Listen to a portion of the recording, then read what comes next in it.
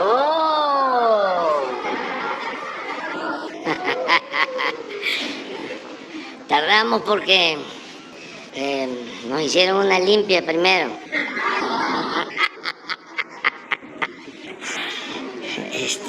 Una buena saumeada. Saumeada, sí.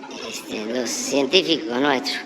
Bueno, vamos a informar, como acordamos, acerca de todos los bienes que acumuló el señor García Luna, su empresa, y vamos a dar a conocer el estado que guarda la denuncia que se presentó en Florida para recuperar estos bienes, que es lo que más nos importa, y regresar los bienes a la hacienda pública, a nuestro país, es dinero del pueblo de México. Entonces, invitamos a licenciado Pablo Gómez, que él va a informar y les vamos a entregar toda la información que hay, toda, para que tengan los elementos y que se lleve a cabo una reunión posterior en una conferencia más adelante, ya que tengan todo, por las dudas que puedan surgir, porque sí es bastante información.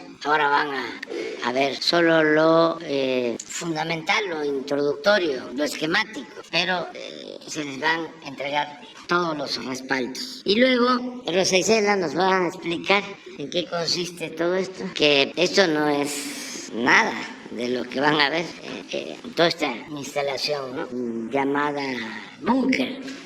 Sí, estuve ahora, pasé por el túnel ese que es impresionante. Pues de que hubo mucha prepotencia en todo, muchos excesos, que esto es un asunto que no corresponde pues a lo que debe ser la impartición de justicia, del buscar avanzar en la pacificación del país, sino demasiado extravagante, muy costoso, así espectacular, como de película. Nada más van a ver el túnel y es impresionante, y todo lo que les va a contar Rosa Isela, porque son instalaciones especiales, y aquí venían visitantes nacionales, extranjeros, y era pues pura faramaya. No se trabajaba para pacificar a México, era pura fachada y muy costoso. Van a ver lo que costó, desde luego, asignaciones directas, sin licitaciones. Entonces vamos a dar a conocer todo esto, de modo que empezamos con Pablo. ¿La reunión técnicamente fue en el cuarto de cristal, presidente? Después de... Hay una sala especial que se llama presidencial. Ahí fue la reunión. Ah, no, ese lo van a ver ustedes. No, ahí ustedes. Es muy bueno para la reflexión y para el análisis. Vaya a fondo. Todo esto tiene que ver con una mentalidad muy autoritaria, muy propia del conservadurismo, de querer resolver los problemas de inseguridad y violencia con el uso de la fuerza, a partir de que los seres humanos nacemos malos por naturaleza y que no son las circunstancias las que llevan a algunos a tomar el camino de las conductas antisociales. Y nosotros tenemos una concepción completamente distinta.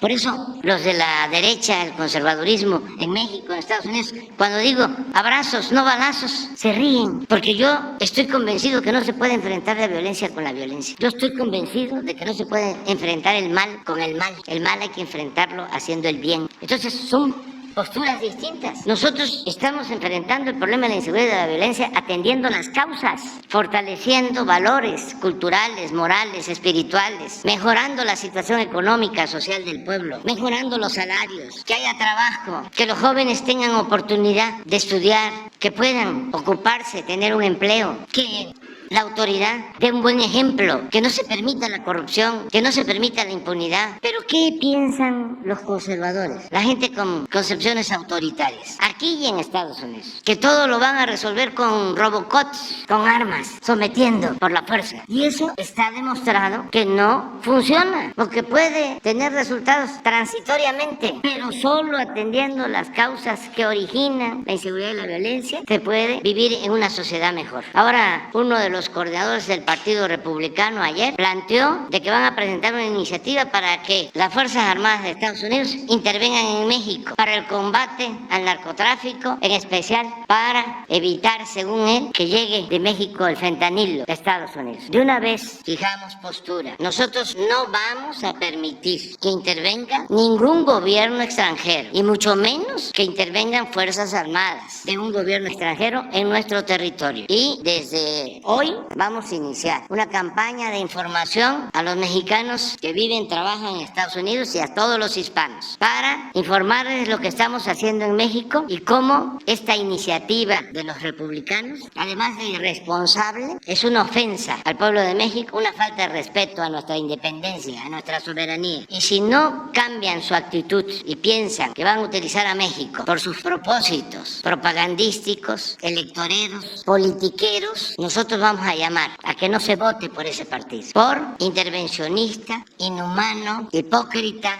y corrupto, porque lo que dijo ayer este senador no lo admitimos. A México se le respeta. No somos un protectorado de Estados Unidos, ni una colonia de Estados Unidos. México es un país libre, independiente, soberano. Nosotros no recibimos órdenes de nadie. Aquí manda el pueblo de México. Entonces, eso también quería dejarlo de manifiesto, para irnos entendiendo, ¿sí?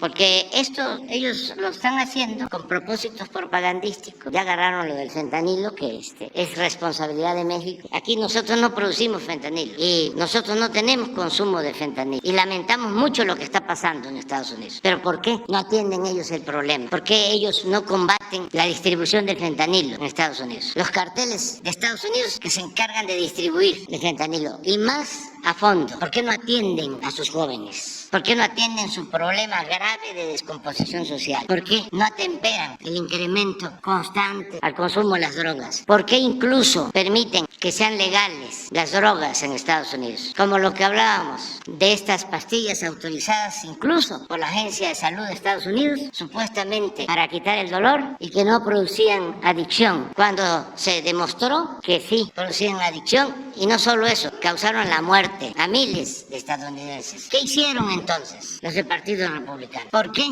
se comercializan armas de alto poder como si se tratara de comprar cualquier mercancía, sin ningún control? El 80% de las armas de alto poder que utiliza la delincuencia en México se venden en Estados Unidos. Ni siquiera hay un registro de parte de ellos. Es más, algunos legisladores del Partido Republicano son financiados por las empresas que producen las armas para sus campañas. Entonces vamos dialogando sobre este asunto, vamos poniendo las cosas en claro. Pero no es de que van a ofendernos y nos vamos a quedar callados. Ya no es el tiempo de antes, cuando nada más los opositores eran los que se defendían ante los agravios del gobierno de Estados Unidos. Se me viene ahorita a la cabeza una caricatura del finado Naranjo, creo. ¿No la tendrás por ahí? Sí, pero mejor no, ahorita no. Pero bueno, ya hablamos bastante. ¿Hablado por escrito o son declaración presidencial? Esto que les estoy exponiendo. No, ya no quedó claro.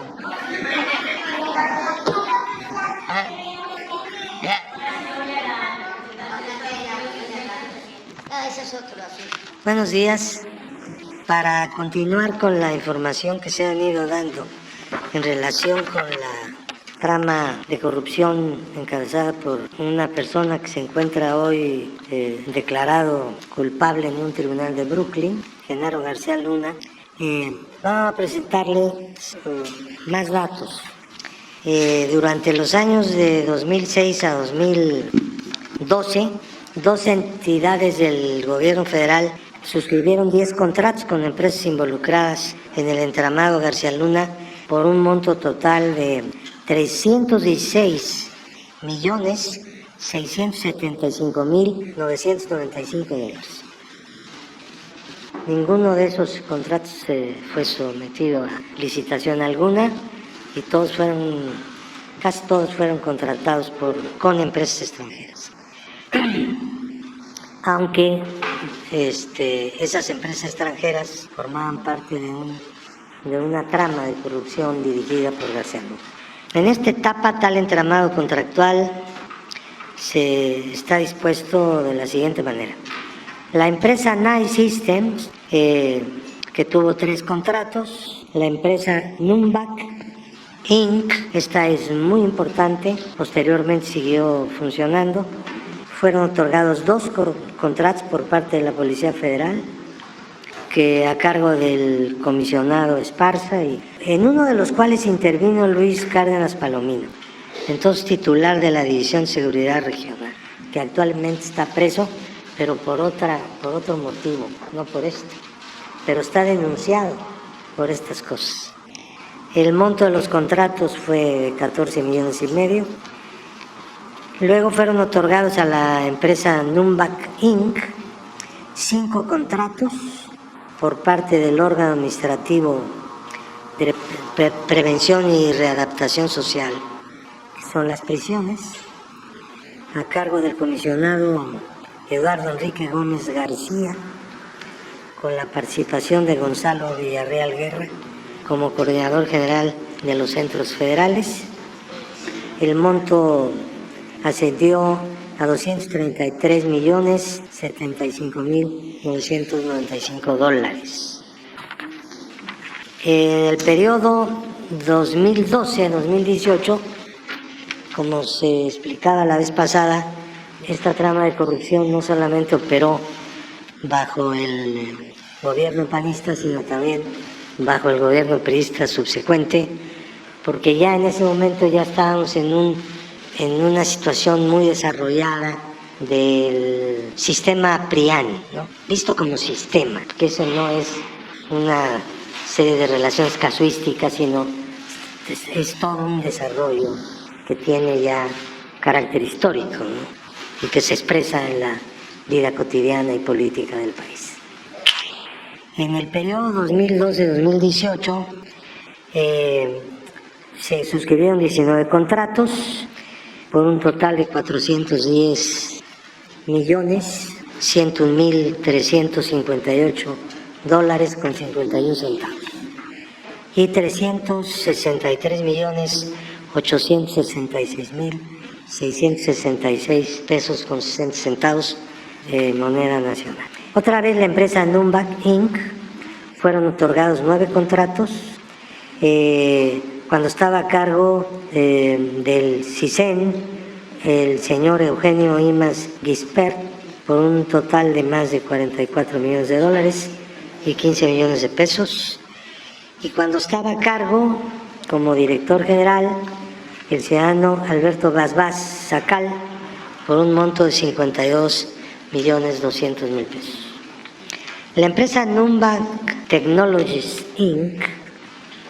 es una empresa distinta a Numbac Inc., pero tiene los mismos dueños, el mismo personal. Con ella se firmó un contrato de $208,832,031 pesos con 25 centavos moneda de los Estados Unidos, por parte del director general Eugenio Imas Gispert. Nuevamente la empresa Numbac Inc. le dieron 5 contratos, estando a cargo del organismo de prisiones, el comisionado Eduardo Guerrero Durán, 4 de estos por $157,050,000 y uno más por $270 millones de pesos. Y durante el mismo periodo 2012-2018, en el ámbito de la administración pública de la ciudad se hicieron 30 y tantos, 3 contratos. Ahora, quiero decirles que estas empresas son controladas corporativamente por una sola familia en los Estados Unidos, que se apellida Weinberg, y que en el esquema que vamos a ver en este momento tenemos un esquema que hemos preparado para ustedes con una nota que es algo así como guía para poder interpretar el diagrama. Sí tenemos el diagrama, ¿no? Ahí está. Este diagrama nos muestra dos grandes partes. La parte de la izquierda es donde está el entramado. Está prendido, pero no oigo nada. Es otra cosa. Está en dos partes. La parte de abajo pueden ver ustedes el nombre de las empresas. Las primeras tres empresas son del el entramado internacional del que estamos hablando. Y la última, la cuarta empresa, GLAC, Security Consulting Technology Risk Management, SC, es una sociedad civil mexicana instalada de acuerdo con las leyes de México, cuyo dueño es García Luna y cuya dueña es la esposa de García Luna. Entonces vemos ahora el conjunto. De este lado izquierdo están las primeras tres empresas y sus conexiones del lado izquierdo de la pantalla. Y espera, pero manténmelo ahí tantito. Esas empresas y esas operaciones que están ahí señaladas con dinero, ese dinero salió de México rumbo a Barbados y bueno, esto tampoco sirve, pero no importa. Rumbo a Barbados y de Barbados a Florida, todo ese torrente. Lo de este lado es la empresa que fundó y hizo funcionar García Luna y la señora Pereira. Aquí vamos a... Esta es una cosa del que hablamos ya la vez pasada, de los contratos. Ahora hemos entrado en detalles mayores en relación con quiénes son los responsables, digamos, instrumentales de la firma de esos contratos por cantidades enormes de millones de dólares. No estamos hablando aquí de operaciones pequeñas, digamos, comunes y corrientes en las tramas corruptas. No, estas son cosas muy altas, tan altas como que todo eso implica más de 700 millones de dólares, que son 140 mil millones de pesos, ¿no? Es una cantidad espeluznante. Ahora, aquí nosotros vamos a ver cómo hay algunos otros ingresos. Esto de rojo llega a estas empresas y se convierte en color azul, en dinero que entraba directamente a García Luna, ¿no? Algunas otras son más locales. Por ejemplo, aquí tenemos, acércale un poquito más aquí, porque hay una cosa que llama mucho la atención, sobre todo por todo lo que se ha dicho en relación con García Luna. Ya. Aquí tenemos nosotros una operación, el 24 de abril de 2015. SPEI quiere decir una transferencia interbancaria dentro del mercado financiero mexicano, del Partido Acción Nacional hacia GLAC Security Consulting Technology Risk, que es propiedad de García Luna y de la familia de García Luna. 1.160.000 pesos, moneda nacional. El conecte comercial que había entre Acción Nacional y GLAC Security, encabezado por García Luna, no era ajeno a la relación con su partido. ¿Qué es lo que... Perdón. García Luna se han dicho muchas cosas en descargo de responsabilidades políticas evidentes, pero no solamente hay responsabilidades políticas evidentes, sino también hay vínculos que ya no son de tipo que tienen que ver con ideas, con planteamientos, con lo que sea, sino ya algo mucho más cercano al grado de tener un vínculo comercial, digamos, un acto comercial. Que de todas maneras pues queda ahí para la historia como todas las demás, ¿no? Hay aquí otro operador a Grupo Gas, MART, que también era, digamos, vinculada a las actividades de la empresa de GLAC Security, y algunas otras que ustedes van a poder ver ya con más detalle en un documento que se llama Operaciones Financieras del Entramado de García Luna 2011-2019 y que también va a ser entregado a ustedes. Ahora, bueno, pues yo lo dejaría aquí con una idea. Aquí tenemos la utilización por parte de García Luna y su entorno más próximo de una estructura corporativa que tiene su asiento en Florida. Cuando García Luna llegó a Florida buscando la residencia y posteriormente la naturalización, directamente esta empresa Numba le dio 10 millones de dólares como los gastos de su instalación. Esto fue lo que permitió que el gobierno de México pudiera presentar la denuncia civil reclamando todo el conjunto del dinero de esas operaciones ilícitas y dando como elemento instrumental o evidencia esta transferencia, porque esas empresas son también la tesorería de García Luna. García Luna no solamente tiene propiedades en Florida, sino tiene dinero invertido en esas empresas, desde luego oculto, ¿no? Pero tan es así que, bueno, pues para los gastos de instalación le dieron $10 millones, ¿no? Ahora, quiero hacer énfasis en algo que salió en un periódico en estos días.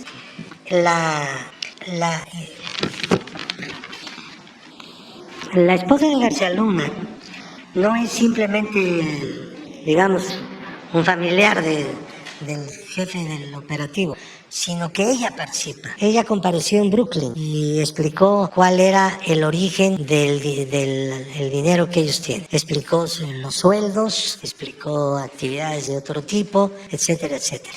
Ella es propietaria de 4 departamentos en Miami que están intervenidos por la Corte. De la lista larga de los inmuebles que están asegurados por la Corte de Miami, donde está interpuesto el juicio civil que reclama estos bienes, 4 de ellos están directamente a nombre de ella y ella los administra. En este momento los sigue administrando, pero no los puede vender sin permiso del demandante. Nosotros estamos demandando los 4 departamentos que pueden estar costando entre 3-4 millones de dólares.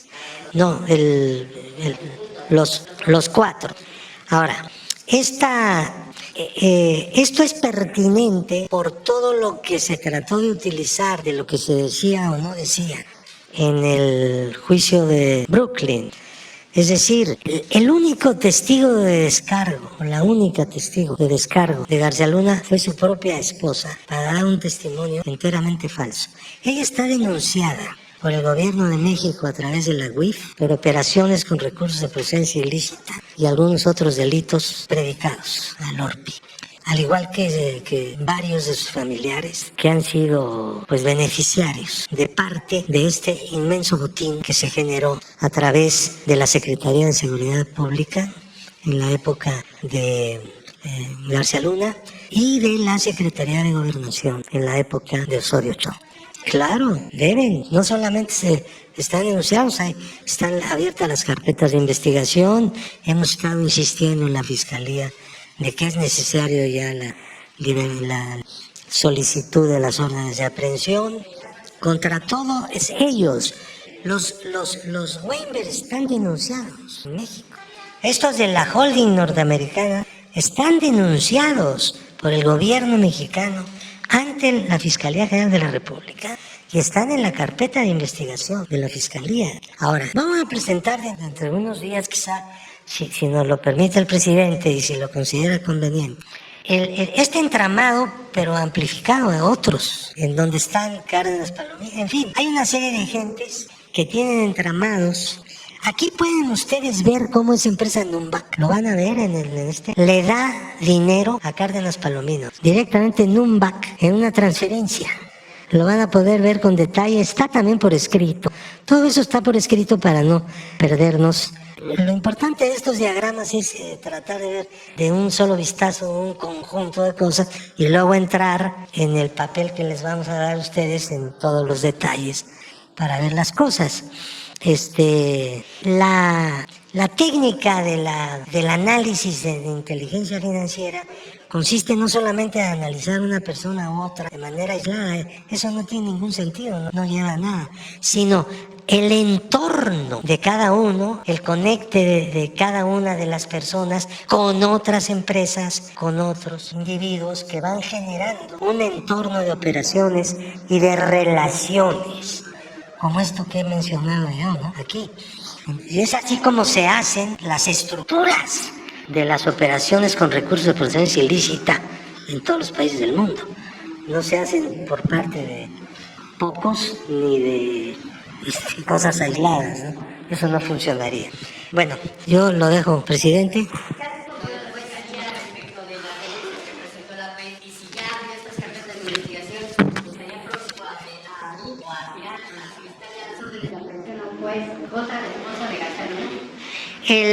Bueno, las solicitudes de órdenes de aprehensión están a cargo del fiscal. Ustedes saben que el fiscal no es un servidor público del gobierno federal. El instrumento que para estos asuntos tiene el gobierno federal, bueno, por un lado es la Unidad de Inteligencia Financiera, la Procuraduría Fiscal, que también forma parte del gobierno, el sistema de administración tributaria, todo digamos, los instrumentos que la ley le otorga al gobierno, la Secretaría de la Función Pública, desde luego, para presentar denuncias ante el fiscal. El fiscal es el que abre las carpetas de investigación, pero nosotros concurrimos en auxilio del fiscal. Hemos estado haciéndolo, lo seguimos haciendo de manera cotidiana, sin ninguna limitación, porque somos los denunciantes. Ayer, por cierto, se logró una sentencia por operaciones con recursos de procedencia ilícita, lo cual hay que apuntarlo en los anales históricos de México, porque esas cosas no son frecuentes, desgraciadamente. Contra Rico. ¿Eh? Contra Rico. Así se llama, así se apellida. ¿Cómo? La sentencia la va a definir el juez el lunes, pero es operaciones con recursos de procedencia ilícita, hay responsabilidad penal y delincuencia organizada. ¿Que dieron todos estos contratos? Se van a presentar también denuncias porque ya tenemos los contratos. En el caso de la Ciudad de México, hace falta analizar un contrato que no se ha analizado y entonces tomar la decisión que hay que tomar. No me quiero adelantar. Nosotros hemos tenido que hacer aquí, tanto la secretaria de Seguridad Pública, a quien aprovecho para agradecerle puntualmente, la inmensa y extraordinaria ayuda que nos prestó en todo esto, sin lo cual no hubiera sido posible llevar a cabo este análisis. Y con esa ayuda vamos a continuar. Hay muchas otras cosas que hacer porque han tenido que hacer aquí en Seguridad Pública una especie de análisis arqueológico, de verdad. Todo estaba oculto, todo estaba ya definitivamente robado. Pues para que se entienda, las grandes tramas de corrupción son así, ahí donde se dan. ¿Aprehensiones han sido solicitadas? ¿Cómo? ¿Cuántas órdenes de aprehensión han sido solicitadas por la Fiscalía en torno a estas denuncias? En torno a este caso, nosotros hemos presentado de este caso por lo menos no solamente denuncias iniciales, sino también pronunciamientos subsecuentes, como 10 o 15, me imagino. Licenciado, y lo que tiene que ver con el PAN, con el Partido Acción Nacional, hay hacia un tema electoral, bueno, es un partido político, ahí cómo se procesa. En este caso, yo no estoy diciendo que hay de seguro un delito. En este caso existe una relación económica, no sabemos de qué naturaleza, entre Acción Nacional y la empresa madre de la trama corrupta, que ese es lo fundamental. Hubo una relación financiera concreta. Ahora, ¿qué significado tiene? El fiscal que tiene toda esta información es el que tiene que hacer la investigación. Vamos a decir, la UIF no hace investigaciones, recibe información y la analiza. Y está a la disposición de las entidades que la necesitan. Desde luego el gobierno, el Ministerio Público en todos sus niveles, tanto federal como local, la Procuraduría Fiscal, etcétera, la Secretaría de la Función Pública. En fin, todo el entramado del Estado que requiere de información de inteligencia financiera. Esa es la función. Totalmente. Ahora, para que totalmente lo que ocurre es lo siguiente. Tomen en cuenta esto para el futuro. El producto de inteligencia no es una prueba ante un tribunal en ninguna parte del mundo. Es, digamos, uno de los elementos con el que funciona el sistema mundial de inteligencia financiera.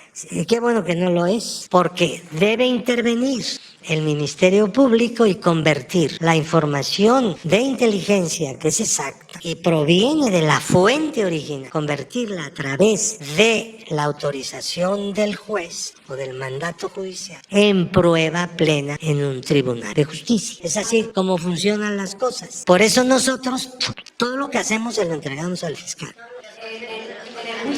juicio contra Genaro García Luna, el abogado defensor mencionó que de narcotráfico había recibido, y burlándose, más de 250 millones de dólares. ¿Ustedes tienen algún rastro, alguna huella de ese dinero del narcotráfico? ¿Hay alguna idea si Genaro García Luna siguió recibiendo sobornos de narcotráfico después del 2012? Miren, estas operaciones son hechas en los Estados Unidos. Y no es que nosotros no podamos obtener información en los Estados Unidos, sí podemos, pero a través del gobierno de Estados Unidos. Así como aquí en México hay una UIF, ellos tienen dos. Una que se encarga de hacer, digamos, el análisis y otro que se encarga de hacer los bloqueos. Con las dos, por razones de convenio, por razones de que formamos parte del mismo sistema internacional, ¿no? Que está normado por Gafi, regulado, vinculado por una asociación donde están todos los países del mundo que se llama Egmont. Pero, de todas maneras, nos es difícil tener toda la información. Tenemos información no solamente de este personaje, sino de otros muchos, pero siempre gota a gota. No hay una actitud, nosotros tenemos una actitud de apertura muchísimo mayor respecto a lo que ellos necesitan cuando nos lo solicitan. Porque siempre estamos interesados en aportar los elementos que sean necesarios para el combate al lavado de dinero y otro tipo de delitos dedicados al lavado de dinero. Pero no hay la misma respuesta. Por ejemplo, Barbados. Ahí está la bandera de Barbados por todos lados. Tú le mandas un requerimiento a Barbados, después de 6 meses te contesta y te dice tomo nota de su requerimiento. Y lo hacemos a través de Egmont, o sea, de la red mundial, que tiene vía segura y todo, ¿no? O sea, entonces, bueno, ha dicho compañera, así es. Pero están las Islas Vírgenes, están muchos otros paraísos. Ahora, el mayor paraíso, pues se llama, para México, se los he dicho a los colegas norteamericanos varias veces, se llama Estados Unidos de América, para nosotros. Licenciado, pero ni huella de 1 millón de los 250 millones que recibió en sobornos Genaro García Luna. Yo no tengo una información de parte del gobierno de Estados Unidos a través de FinCEN de 250 millones de dólares. Ahora que lo han mencionado, pues sí sería bueno insistirles en que quisiéramos compartir también esa clase de informaciones que no nos han dado. Nosotros hemos estado insistiendo todo el tiempo. No solamente se trata de él, tenemos todo un sistema de estar buscando. Es importante, si los fiscales en Estados Unidos no pudieron definir en dónde está ese dinero que recibió de sobornos de narcotráfico, investigarlo por esto. En algún momento se señaló que había un narcoestado con Genaro García Luna como secretario de Seguridad Pública.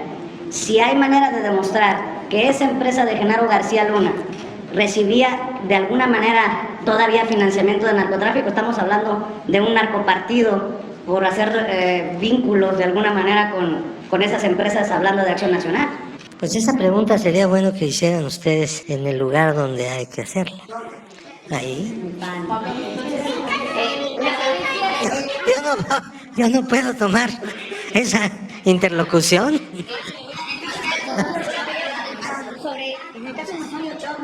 Vamos a seguir. La próxima vez vamos a presentar este diagrama, pero ampliado 4 veces. ¿Cómo? Perdón, Rosa Isela me está diciendo algo que es relevante. La García Luna y la señora, junto con otras personas del entorno más íntimo de García Luna, fueron citadas a la corte, ¿no? No concurrieron al juicio y se les pasó el tiempo, están en una situación como de rebeldía. Pues no se considera desacato porque no tienen obligación de concurrir. La persona que es demandada por la vía civil que no concurre, pues está implícitamente admitiendo frente a ese tribunal que las cosas son como el demandante las dice, ¿me entienden? Entonces, pues no, ninguno de los dos concurrió. Él, a pesar que ya estaba detenido en el momento en que tenía todavía tiempo de concurrir, lo pudo haber hecho a través de sus abogados. Sus abogados y ellos decidieron no concurrir, pues ahí se las dejo nada más como un dato. ¿Qué tanta disposición ha el fiscal general para esto, para proceder? Don Pablo, el fiscal general, ¿qué tanta disposición ha habido para realmente abrir las carpetas? Pues yo les aconsejo que también se lo pregunten a él. Y luego me cuentan. Oye, en el caso de Rico Rico, don Pablo, ¿a quién se refiere en el caso de Rico Rico? Sí, es uno de los que participaron con Collado en un atraco que hubo en Caja Libertad. Se dividió el juicio en dos, Rico Rico por un lado, indebidamente, ¿eh? Ahora ya viene el otro juicio. Vamos a ver qué pasa, porque ahí, pues si va a haber un convenio reparatorio, estamos hablando ya de cantidades significativas. Ojalá se pudiera lograr, pero vamos a ver si se puede, ¿no? Pero ya tenemos por lo pronto ahí, en estos días, una sentencia por Orpi. Vamos, ahí es un buen día para nosotros. Con su permiso, señor presidente, bienvenidos a las instalaciones de la Secretaría de Seguridad y Protección Ciudadana. Estamos aquí reunidos, como han visto, por iniciativa del presidente Andrés Manuel López Obrador, quien está empeñado en transparentar las acciones que llevó a la construcción y puesta en marcha de este espacio concebido como un búnker de inteligencia, tecnología e información, un cerebro informático que supuestamente serviría para enfrentar la llamada guerra contra el narcotráfico. La construcción de este inmueble fue evaluada en 3.346 millones de pesos y su inauguración tuvo lugar el 24 de noviembre de 2009. Fue presentado como el Centro de Inteligencia de la Policía Federal.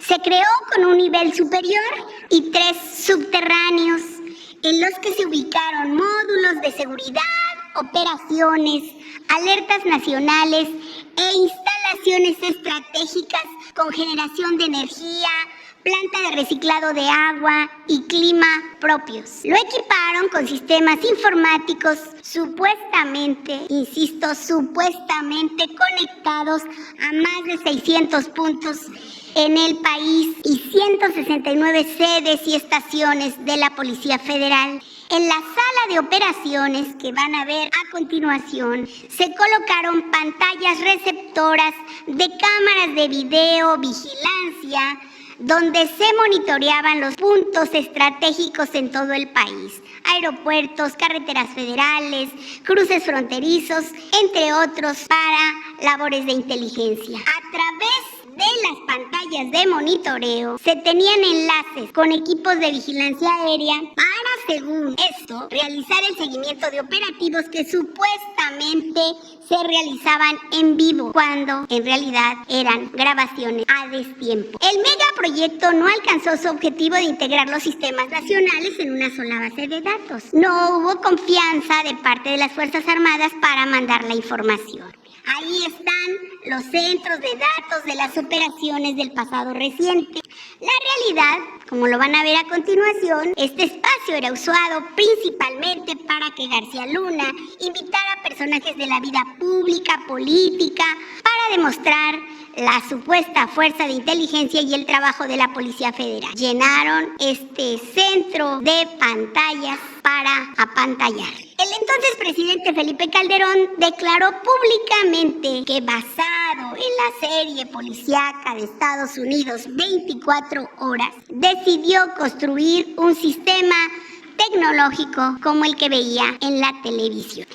El encargado de concretar esta idea fue García Luna, que en ese tiempo se decía el mejor policía de México. Y hoy ya hace preso en la cárcel de Brooklyn, Nueva York, como es sabido, acusado de los delitos de conspiración para la distribución internacional de cocaína, conspiración para distribución y posesión de cocaína, conspiración para la importación de cocaína, participación en una empresa criminal y falsedad en declaraciones. Hoy, la Guardia Nacional está encargado de estas instalaciones y se ha migrado hacia otros espacios las labores de inteligencia del gobierno mexicano. Ese no es el ejemplo que queremos para la estrategia de seguridad del Estado mexicano. Estos tiempos quedaron atrás.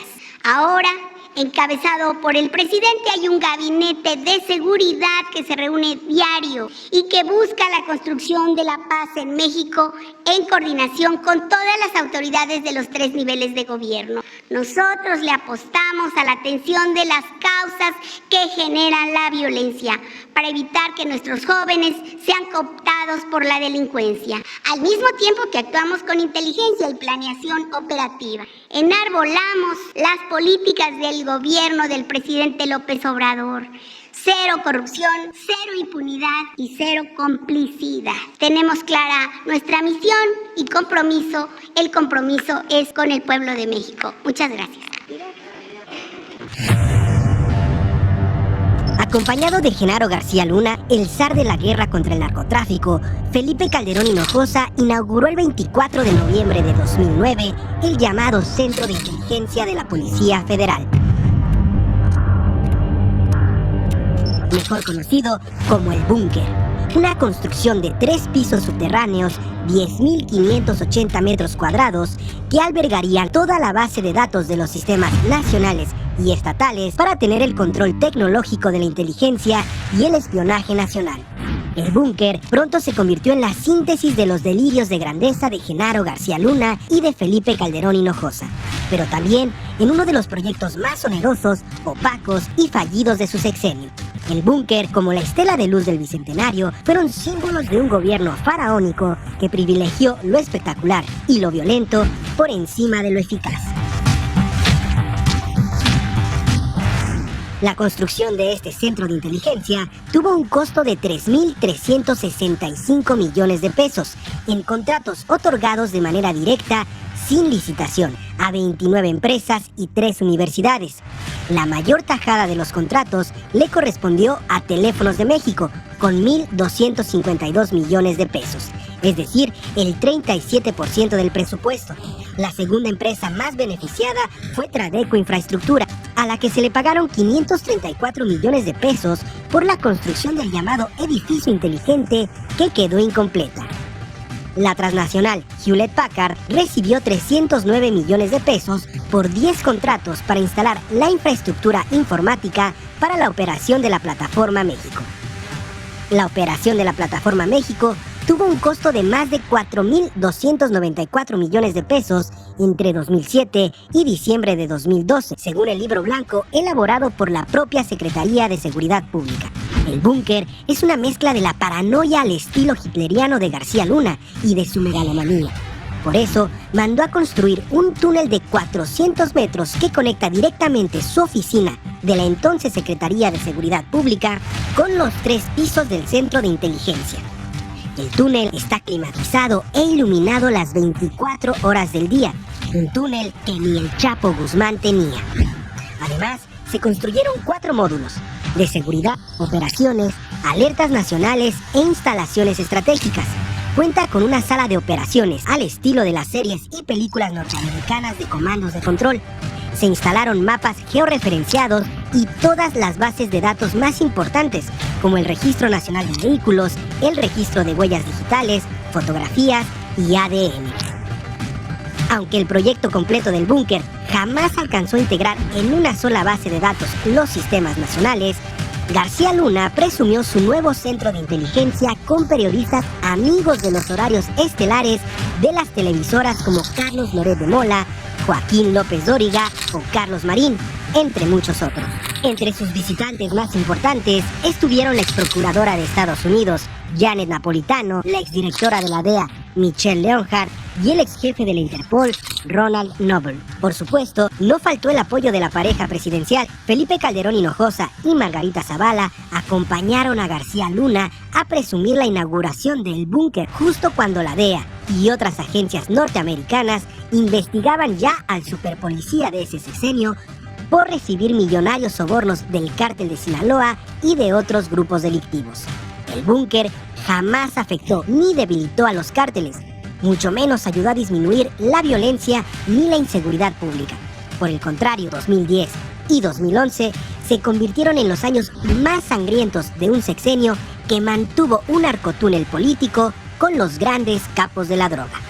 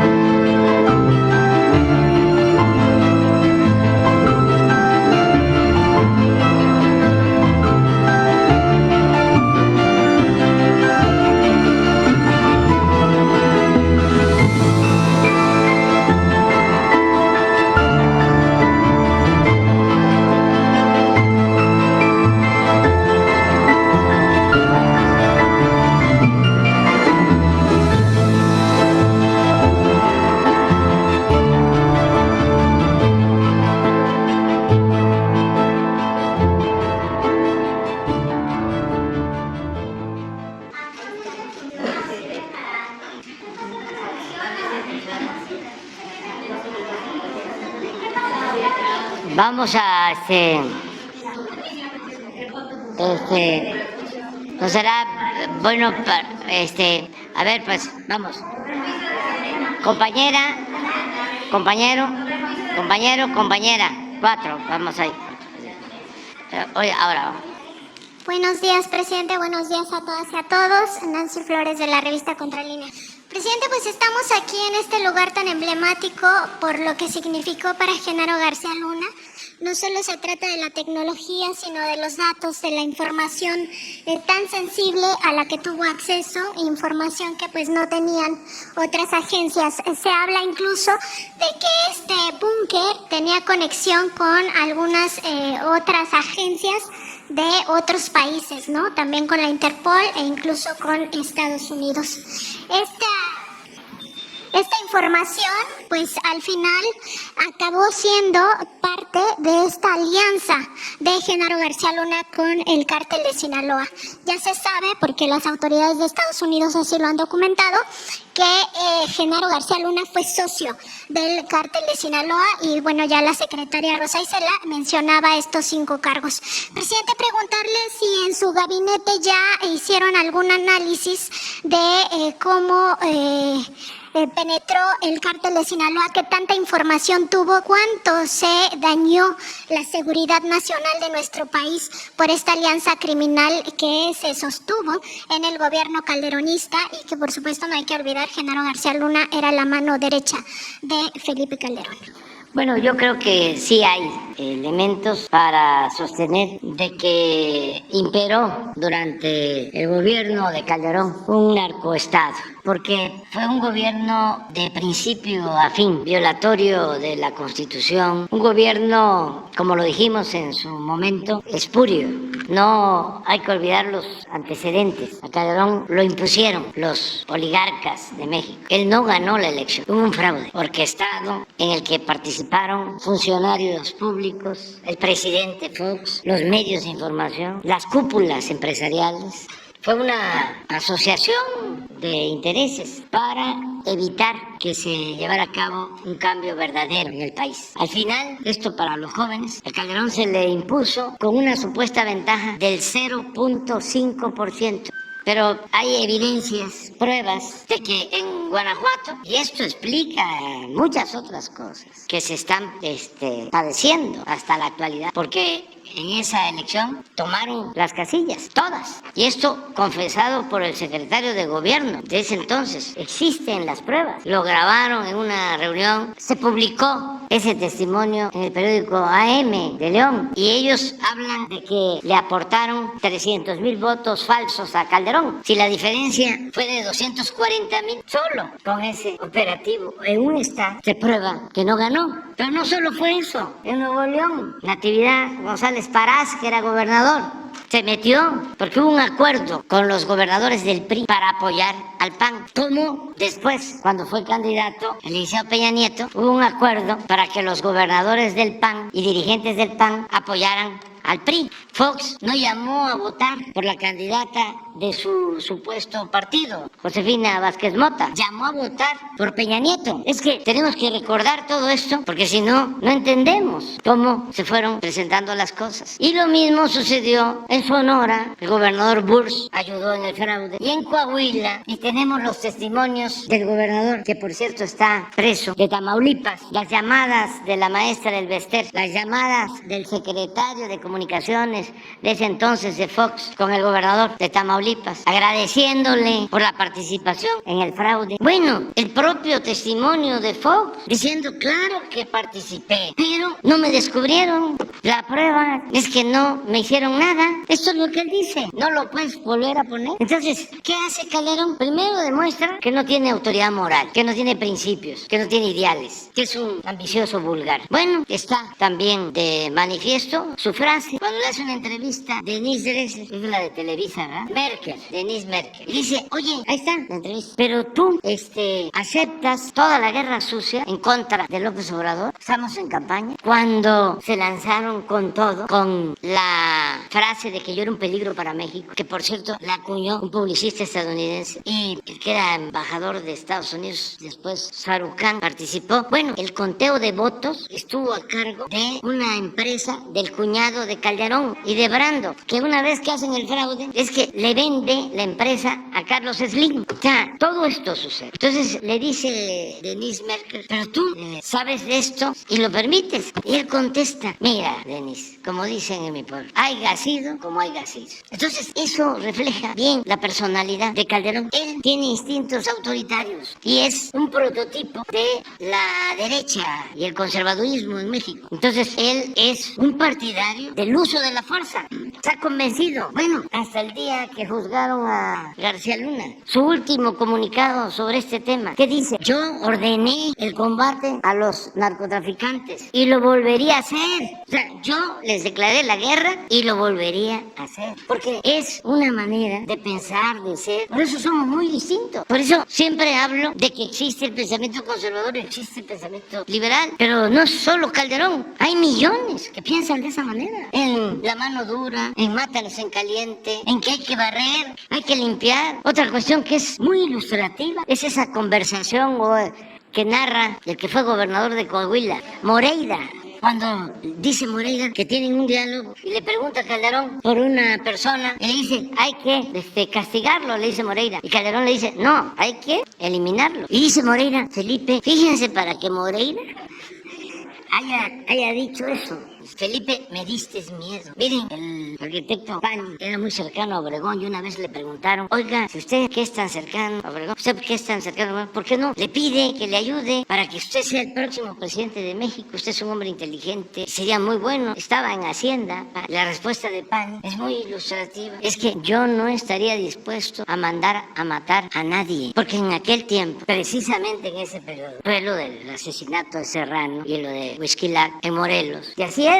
Pero esa mentalidad autoritaria, facha, desgraciadamente, se mantiene, prevalece. No se olviden que cuando el presidente Madero hubo autoritarismo. La hazaña con que asesinaron a Gustavo Madero es horrorosa. Bueno, el asesinato del presidente Madero, del vicepresidente Pino Suárez, por Huerta, y al que escogieron como sicario para asesinarlo, que había estado en otras partes reprimiendo movimientos campesinos revolucionarios, y la forma como toman la decisión. Pero también cuando se lleva a cabo un movimiento popular patriótico durante el gobierno del general Cárdenas, lo mismo. Bueno, mandaban de Italia volantes de Mussolini para apoyar a la derecha mexicana, al conservadurismo mexicano. Volantes fabricados allá y volantes, a ver si ni uno de mis libros tengo esos volantes, creo. Sí, hechos allá en Italia y dirigidos con mucha claridad a la clase media, a ciertos sectores de la clase media. Entonces, de ahí se inspira y se forma Calderón, de modo que cuando va en busca de legitimidad, lo que no obtuvo en las urnas, porque yo sostengo que en esa elección nosotros ganamos con más de 5 puntos de ventaja. Entonces, él sabe perfectamente que no ganó. Alguien le aconseja, porque en ese entonces no había una situación de descomposición en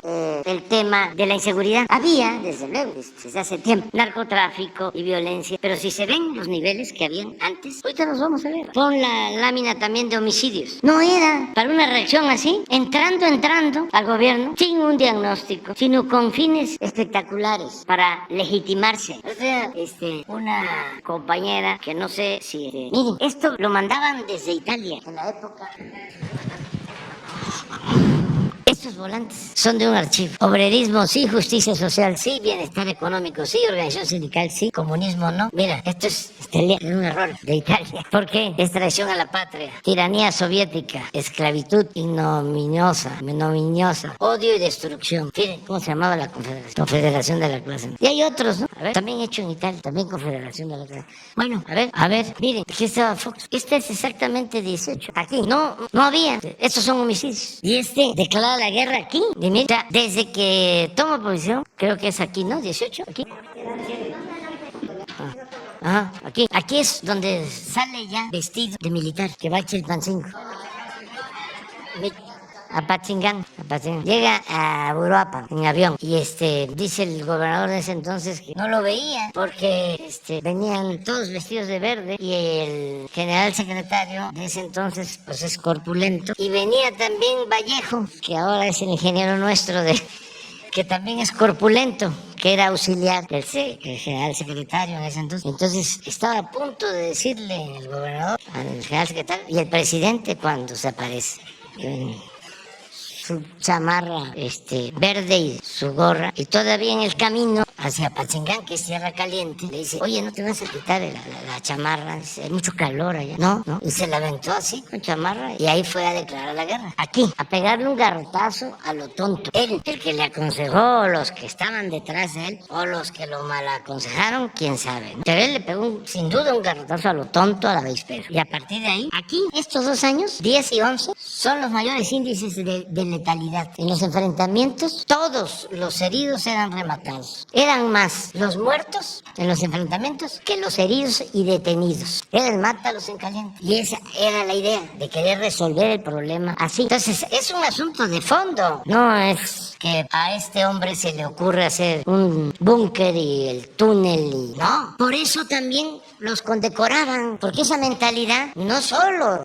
Eso prevalece también en Estados Unidos. Si uno les dice, atiende tu problema de fentanil, de tu consumo de drogas, fortaleciendo a las familias, evitando la desintegración de las familias. No corras a tus hijos de tu casa desde que son adolescentes. Manténlos. El Estado te va a dar a ti. Si ellos tienen muchos recursos, ¿por qué no le dan a cada familia para que mantengan a sus hijos cuando menos 3 años más y que no a los 18? No les he estado yo planteando de que fueron 2 padres, con todo respeto lo digo. Por eso la fortaleza nuestra, por eso hemos aguantado los mexicanos, por nuestras culturas que tienen profundas raíces. De ahí viene nuestra fraternidad, la importancia que tienen nuestras familias. Les comentaba yo de cómo unos padres en Estados Unidos, y lo describía un articulista con mucha normalidad, fueron a un juez a denunciar a un hijo que no se quería salir de la casa y ya tenía 30 años. Papá y mamá a denunciarlo. Y el juez les da la razón y para afuera. ¿Ustedes creen que en México hacemos eso? Con todo respeto lo digo. Lo mismo con nuestros adultos mayores. Aquí no hay el número de asilos que hay en Estados Unidos, que hay en Europa. Aquí tenemos a nuestros papás, nuestros abuelos, los cuidamos. De allá al asilo. Y una vez al año los van a ver. Entonces, ¿por qué no atender eso? Si el joven opta por las drogas, por el fentanilo, pues es que le hace falta algo. Le hace falta amor, le hace falta atención. Viven en la soledad, en el desamparo. Es una forma de vida muy materialista. Entonces, se requiere ver eso, atender a los jóvenes. Lo otro, la propaganda. ¿Qué se dice del fentanilo? Nada más las declaraciones de los legisladores oportunistas del Partido Republicano, que están sacando provecho, raja, del dolor humano. Porque hay mucha hipocresía. Sí, ellos reciben dinero de las grandes corporaciones, incluso de las farmacéuticas, para campañas. Dinero para sus campañas de los que fabrican las armas, de los que comercializan las armas. Y ahora me salen que están muy preocupados. Si estuviesen realmente preocupados, estarían atendiendo las causas que llevan a que los jóvenes tomen el camino de la drogadicción. Entonces, pon la anterior, la de letalidad. Miren, esto es muy claro. Aquí está. Un año después de que construyeron esto. Miren los muertos, en el 11. 1412 en enfrentamientos. Heridos y detenidos. Esta es la diferencia, lo nuestro. Heridos y detenidos. Para entender el contexto, las circunstancias en que se llevaron a cabo estas cuestiones. Entonces, nos importa por eso, porque es un debate de fondo sobre cómo enfrentar un problema grave, un fenómeno como el de la inseguridad y de la violencia. Hay 2 maneras. Una es atendiendo las causas y otra es atendiendo efectos con el uso de la fuerza. Investidora presidencial no ha empleado las palabras con las cuales se describiría lo que usted ha narrado aquí, que es primero un delincuente electoral confeso. Eso es Felipe Calderón, por él haya sido como haya sido. Segundo, es además un criminal de guerra, un criminal de lesa humanidad, porque él apenas ahora, después de que fue ya encontrado culpable Genaro García Luna por toda esta complicidad con el cártel de Sinaloa, pues dijo que volvería a hacer esta guerra, cuando todos sabemos que fue una guerra contra la sociedad y para posicionar a un cártel, en este caso el cártel de Sinaloa. Eso ya quedó demostrado. Usted pues no le llama criminal porque entiendo es la investidura presidencial a la que le tiene respeto. Pero presidente, nosotros también tenemos información en contralínea de que Felipe Calderón sería además un delincuente de cuello blanco.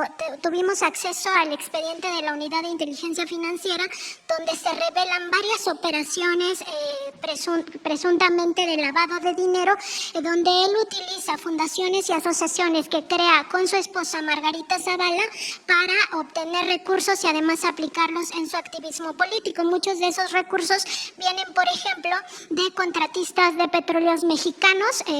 Debemos de recordar que además de ser presidente de la República, él fue secretario de Energía.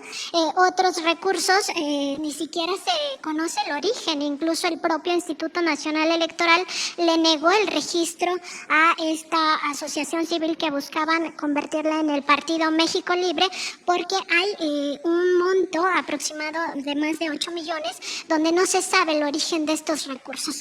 Y hay utilización de empresas en paraísos fiscales, específicamente el caso de ICUE Iberoamérica, que estaba, que está más bien basada en Panamá y que hace operaciones financieras con estas asociaciones civiles de Felipe Calderón y Margarita Zavala.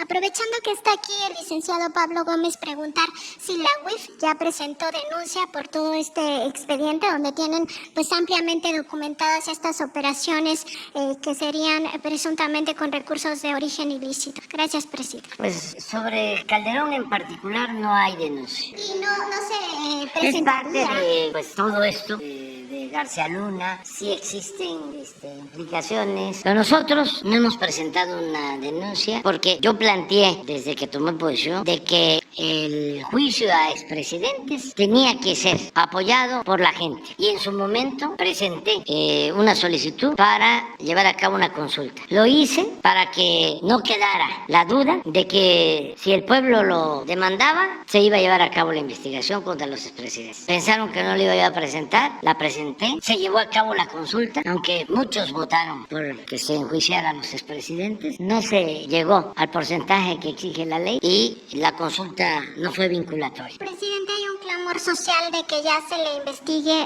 y además que se le denuncie sobre todo a Felipe Calderón y recordar que pues esa consulta ciudadana fue saboteada por el Instituto Nacional Electoral.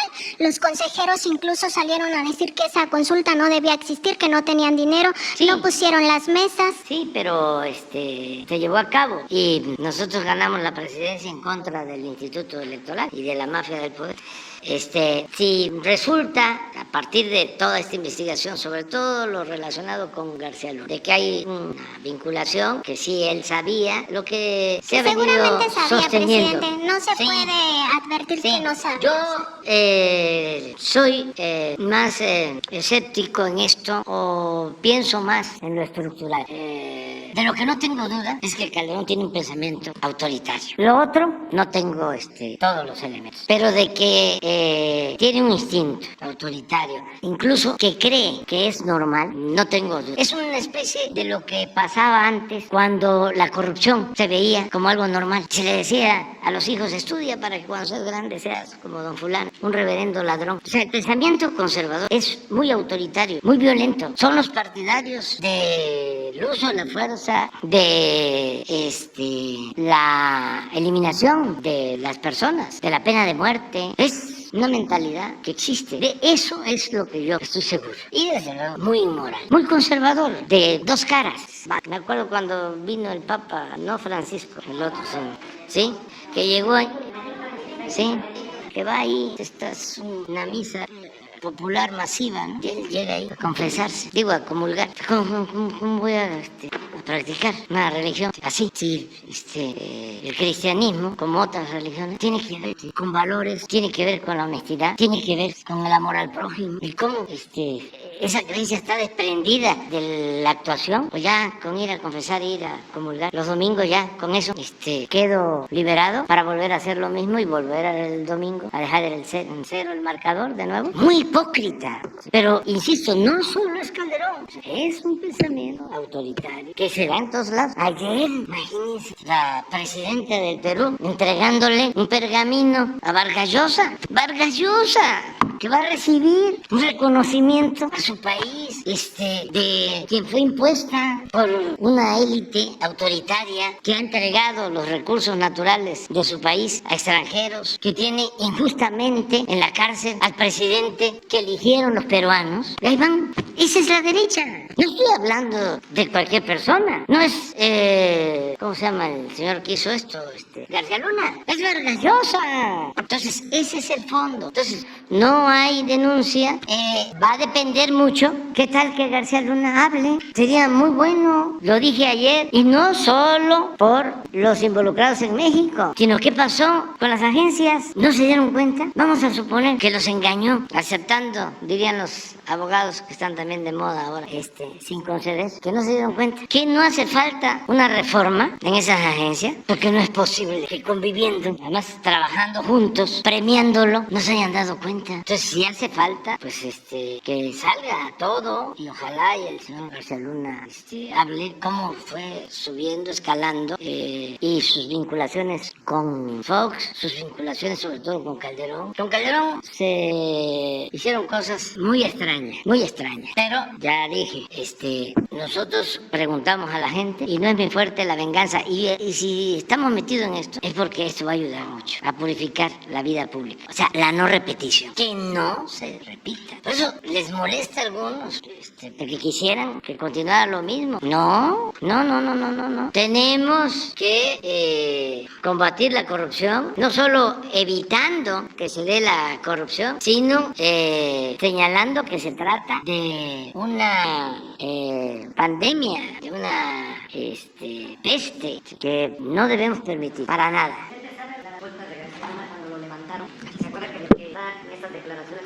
De la Cámara de Diputados, ¿sabe usted algo de esas declaraciones? No me han informado, pero debe de haber, hay mucha información sobre eso, pero vamos a esperar a ver si él habla. Corresponde pedirle a la Cámara de Diputados que le entreguen las declaraciones de los escoltas, porque ahí están las declaraciones cuando lo levantaron en el... Sí, la Fiscalía, si está haciendo la investigación sobre esto, debería de pedir eso como pruebas. Rápidamente, una consulta, aprovechando que estamos en este lugar, y dos preguntas para usted. La consulta es, estamos en este lugar, se invirtió gran cantidad de dinero, ¿qué se va a hacer con este lugar? ¿Cuál es el destino que se tiene para este lugar? Y hay un cuarto de crisis, hay una sala de juntas donde usted tuvo la reunión de seguridad, son instalaciones, pero ¿qué se va a hacer con este lugar? Ya está usado por la Guardia Nacional. Pues para garantizar la operación de la Guardia Nacional. Es que hay ya 130,000 elementos de la Guardia Nacional. Esto que se creó era, en el caso de la Policía Federal, para 40,000 elementos. Y fíjense, construyen este búnker, 3.500 millones aproximadamente, y no construyen un solo cuartel para la Policía Federal en los estados. Nosotros ya llevamos como 260 cuarteles construidos. ¿Saben cuánto nos cuesta un cuartel para 90 elementos? 35 millones de pesos. 35 millones. 10,000 metros cuadrados. O sea, una barda con las casetas de vigilancia, dormitorios para hombres y mujeres, comedor, cocina, aulas, cancha deportiva, cámaras para el cuartel, para estar viendo, vigilando entradas, salidas. 35 millones. Esto costó, a ver, ayúdenme los que 3.400 saben de aritmética. 3.400, o sea, ¿cuántas veces son? Mil veces más. 1,000 cuarteles. O sea, claro, 35 millones porque hacen los cuarteles los ingenieros militares, porque tampoco costó esto 3.500. O sea, ¿cuánto costaría? Pues 1,000, cuando mucho. Nada más que se bañan, pues. O sea, se bañaban. Muy rápido, dos temas. El día de hoy que nos comente cuál va a ser el tema central de la reunión que tiene en Palacio Nacional a mediodía con la encargada de Casa Blanca sobre el tema del fentanilo. Y el día de ayer en la Cámara de Diputados se dio a conocer lo que es el primer corte, como se le dice en los deportes, de la lista de los que podrían ser consejeros electorales. Hubo una polémica por el tema de que son personas muy cercanas a Morena. Por ahí está la hermana de la secretaria del Trabajo. ¿Qué nos puede comentar de este tema de la reunión y también obviamente de lo que pasó en la Cámara de Diputados? Vamos a tener una reunión. Primero recibo al presidente de la OPEP, de los países productores de petróleo, y luego tenemos esta reunión con la enviada del presidente Biden para el tema del fentanil. Traemos un informe que se le va a presentar y pues el compromiso de seguir ayudando, de seguir apoyando, pero no aceptamos las amenazas. Sí. No es el gobierno del presidente Biden, son los republicanos. Fue, creo que el coordinador de los republicanos en el Congreso, no sé si en la Cámara de Diputados, sí, en la Cámara de Representantes. Sí, es una actitud prepotente, alevosa, majadera, desde luego intervencionista. ¿Cómo es eso de que va a presentar una iniciativa? Si no hay un acuerdo de que intervengamos nosotros, ellos, ¿no? Aquí, en nuestro territorio, como lo hacían antes. Si no, entonces vamos a presentar una iniciativa para que las Fuerzas Armadas de Estados Unidos puedan introducirse en territorio mexicano. ¿Qué le pasa? Eso, claro que no lo aceptamos. Y tendría respuesta de inmediato. Espérate. Nada más decirles que o cambian su trato hacia México o desde hoy comenzamos con una campaña informativa en Estados Unidos para que todos los mexicanos, nuestros paisanos, sepan de esta alevosía, de esta agresión de los republicanos a México. Y si continúan con esa actitud, vamos a estar insistiendo de que ni un voto de mexicanos, de hispanos, de los que quieren su patria, recordando aquello de Blades, de que el que no quiere a su patria, no quiere a su madre. Ni un voto a los republicanos. Sea quien sea, no vamos a permitir, ¿sí?, que se afecte la dignidad de México. Que ese es un pueblo independiente, soberano. Costó mucho. De allá donde están hablando, todo eso era de México. Que no se olvide. No, pero porque estamos empezando. Porque ayer fue el colmo. Es que, según el informe que me presentaron hoy por la mañana, este señor se atreve a decir que van a utilizar las Fuerzas Armadas de Estados Unidos para introducirse en nuestro territorio. ¿Es una invasión? ¿Es una invasión? No. No. Vamos a esperar a ver qué reacción va a haber en estos días. O sea, ¿de qué se trata? Claro que no nos vamos a dejar. Pero también nosotros vamos a exigir sanciones en su momento y podríamos acudir a la ONU. Por eso estamos iniciando. Queremos ver incluso la reacción de otros legisladores del Partido Republicano. A ver qué opinan. A ver qué... No, la OEA no. ¿Cómo no me voy a reír de la OEA? Que es una cosa tan fea que causa risa.